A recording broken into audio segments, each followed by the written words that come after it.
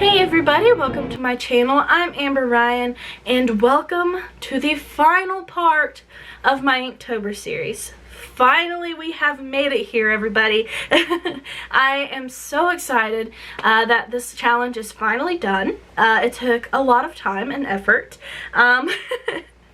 Honestly, I am so proud of myself for completing the entire month of prompts, and just it was just a crazy busy month as well. It's like the busiest month I've had, and I managed to get it all done somehow, and I'm super proud of myself. And I hope you guys enjoyed watching my struggles and my hardships with this challenge, but also enjoying the fun I had with creating stuff. And yeah, it was just a real fun time. It was very challenging, but I think that's the whole purpose of Inktober, is really experimenting for one, and also getting out of your comfort zone and trying new things, which I definitely did, and just really giving you like something to test your limits with, which I also did.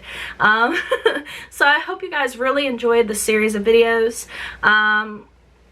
I am so excited for you guys to see this part. There is specifically, I can think of one crazy prompt that I really went wild with, and I believe it's the first one you guys will see, so I hope you guys like it. And let's just get into the final part. Yeah, I can't wait. Let's do it. I'm going to tell you guys right now, this prompt is completely different than what I have done on the other prompts. I really went crazy with this one. I decided to pull out all the stops and just really have fun and go all out. We were in the final stretch of Inktober, so I really just decided to go for it, and it got crazy, I'm not gonna lie. So First, I want to tell you some of the original ideas I had for Spark was I was going to do my ghost character again, and I was going to have him with like a cattle prod, and it was sparking, and him with just this excited, happy face on. So that was my original idea, but I thought it was just too small, too simple. We were in the final stretch, so I really needed to go all out, and man, did I do that. I decided to use watercolors again with this one, and I'm going to say there's a lot of pieces, so what I should have done is drawn out all the pieces like I did, and then watercolored them, and then cut them out. Unfortunately, a couple of the steps got switched around. I got overexcited and went ahead and cut out all the pieces with an X-Acto knife, and then I realized, oh, I should have painted those first. So instead, I had already cut them out, so I had to just watercolor them while they were in pieces. Some were really small pieces, which made it difficult. It was very messy, which is why I had to put that protective piece of paper on my desk. And here I am doing one piece at a time. Now, in the end, I believe I totaled either 16 to 17 pieces for this art piece. Basically, it's an assembly required toy that a mad scientist or an inventor created for the Killer Toys company. And so basically this toy has like parts from all these different animals and things that are combined together, and I tried to get really creative with this one, and I tried different techniques, but I'm getting a little too far ahead. So the base, which was the main part of this piece, was a teddy bear. So you can see like the first piece was a teddy bear. It has one teddy bear arm and one teddy bear ear, and that was just going to be the base of the toy and the entire piece. Then I proceeded to get a little weird with it and decided one arm was going to be a octopus tentacle, and then the 2 feet were missing. There was no teddy bear feet. So one foot was a duck fin, and the other was a black cat back paw. And then, of course, he was missing an ear. So originally I was going to have it remain missing, but I decided to add another part on and do like a rabbit ear for his missing ear. And for his, as you can see, he doesn't have a nose or a mouth. That ended up being like a snake snout with the tongue. So, which I don't think you've seen yet, and you see those little cables that I am currently painting on screen. Those are jumper cables. Now that is where the prompt comes in, spark. I guess you can kind of guess where this is going. I even painted these little tiny nails or bolts, kind of like Frankenstein. And I had to glue them onto the bear and then the cables. And then right now I'm painting a car battery, basically. And that is going to be used to jumpstart this toy and spark it to life.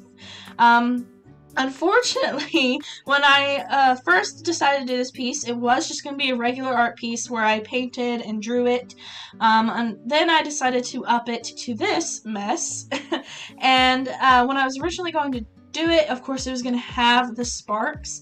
Well, when I decided to do it this way, it lost the sparks, so it kind of doesn't meet the prompt, but after all of this work, it's going with the prompt. Now, what I am doing now is I am assembling the piece, which is crazy to say. Yes, I have thread and a needle because I decided to sew the pieces together like an actual toy. And what you saw with the X-Acto knife, with each piece that I'm connecting, I put it over the base of the teddy bear. And I used the X-Acto knife to punch holes where I needed to thread the needle through, just to make it easier to sew together because it is 2 layers of thick mixed media paper. So that just made it easier to thread the needle through and sew the pieces together. And of course I used red thread for this just to make it a little bit spookier and just to stick to the theme.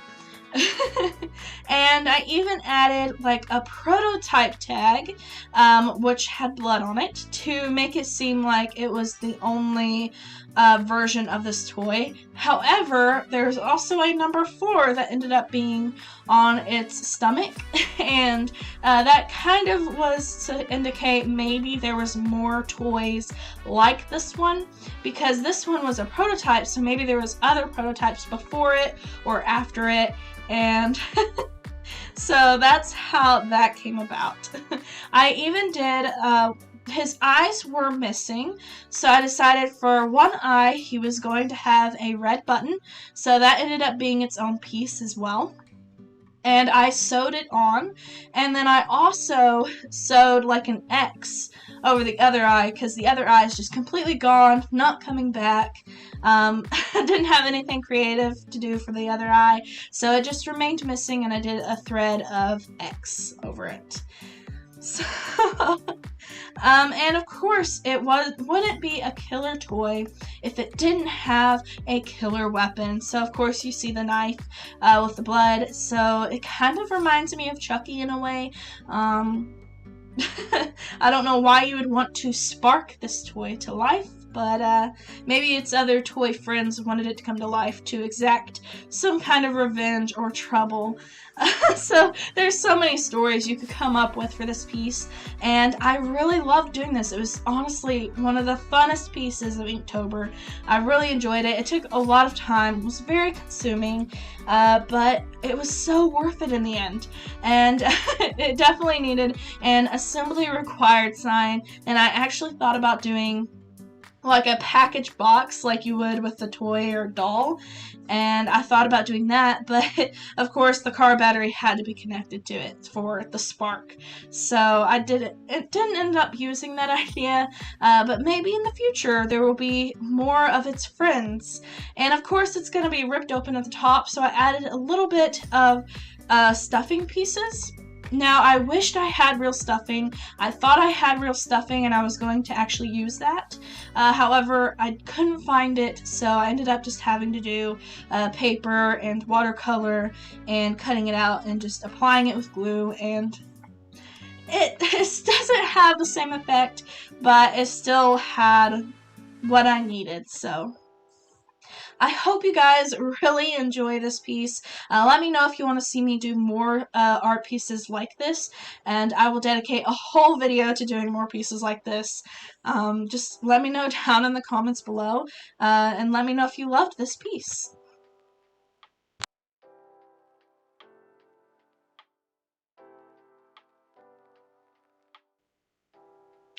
I have no idea what you would do for the prompt crispy. I didn't have any idea what I could do and still have it kind of remain creepy and Halloween themed. I just couldn't come up with anything. And this was an idea I actually came up with the prompt for Spark.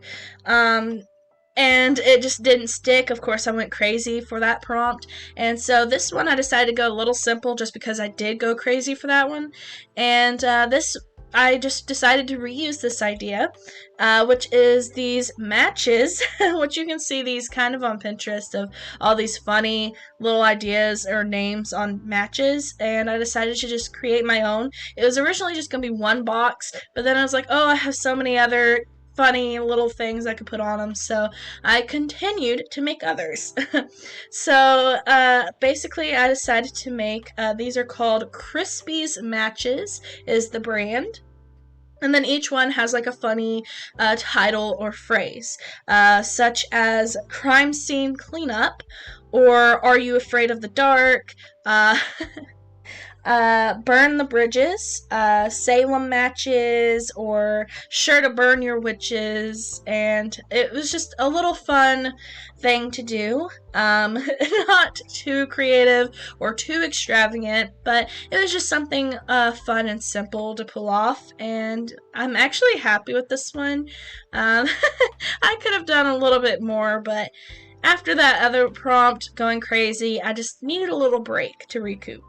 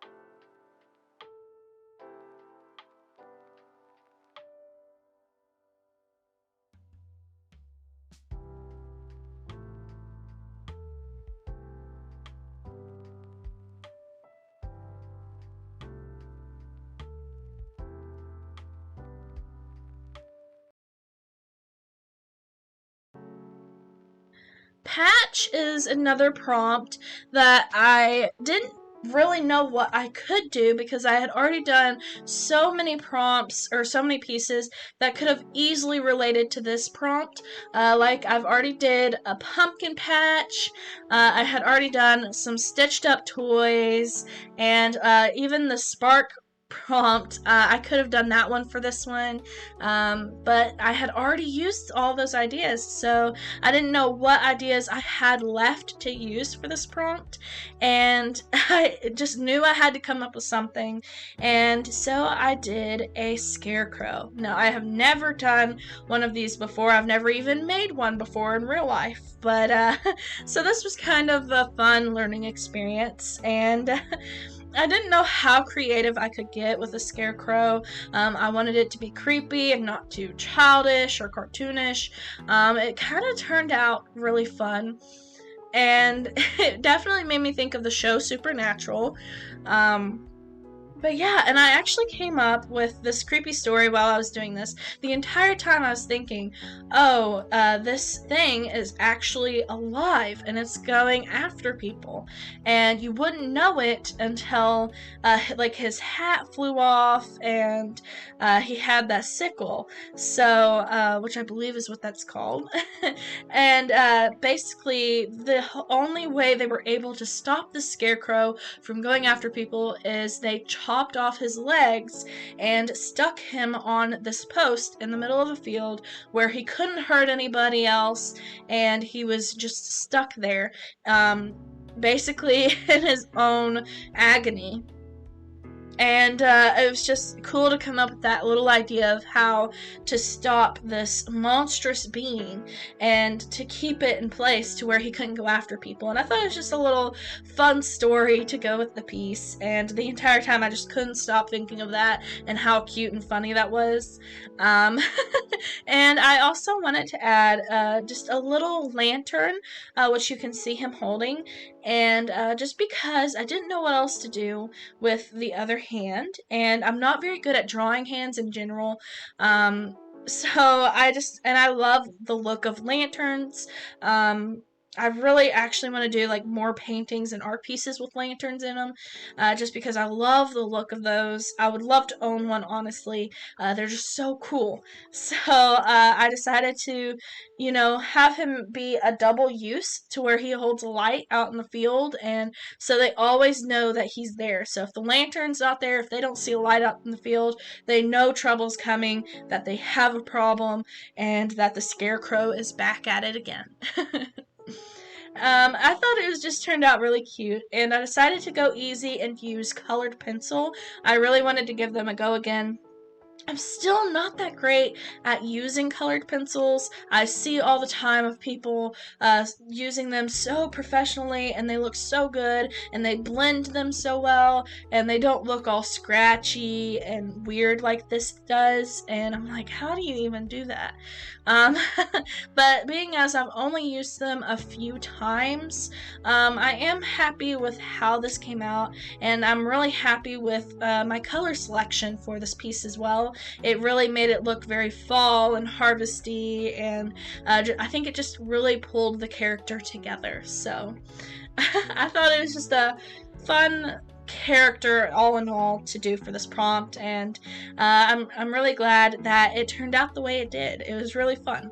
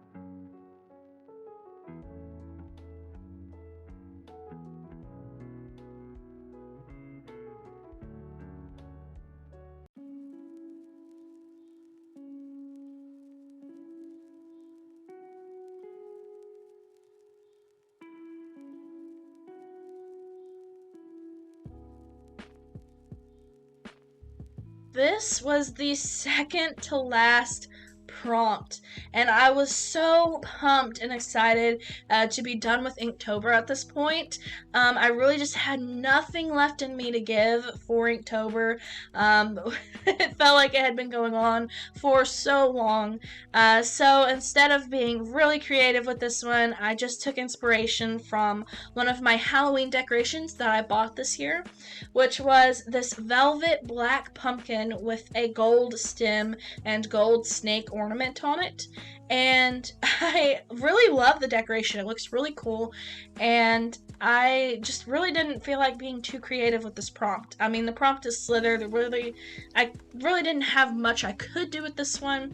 I have since then thought of several ideas I could have done. This is just one of those prompts I feel like I would like to revisit and try something different. But at the time, this is what I did. I did an almost exact painting of a Halloween decoration I had. And I think I literally only used black and gold metallic paint for this prompt. It was just really simple. I had to do several layers of the gold on the snake. I think that was the only tricky part of this one, was the snake itself. Because of how it sat on the pumpkin. I just really didn't want it to look too flat, and I didn't know how to make it look like it had wrapped around the pumpkin. So hopefully I pulled off that effect. But because it was also 2D, the Halloween decoration had like markings on the snake, but it was still in gold, and it was like engraved in the decoration. So I didn't really know how to pull that off on a 2D image. And already the gold, since it's transparent, I already had to layer it several times. And so since I layered it so many times, I ended up just adding like an extra layer of that paint and trying to like do the indentions and make those markings. So hopefully I kind of pulled it off. It does look very, like, you can see the paintbrush strokes on the snake, so it doesn't look very neat or smooth. But I think it just adds a little bit of character to this piece. There's not much left for me to say about this one.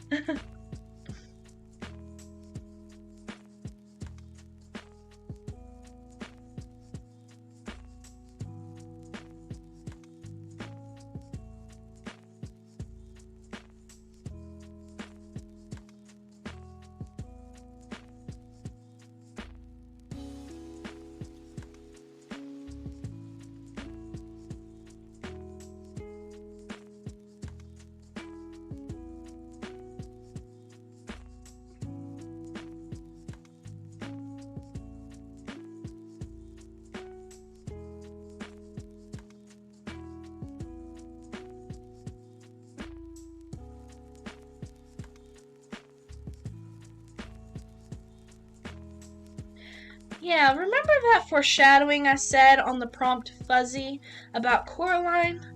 That's exactly where I went with the final prompt of Inktober. It was something quick, something easy, and something I really just pulled off in like 10 minutes because I was honestly just done with Inktober at this point. There was nothing left in me. I had no energy left. I was tired, and I was just ready to be done with this challenge. So just really simple and easy. I just sketched it, used my micron pens, and that was literally it for the final prompt of Inktober 2021.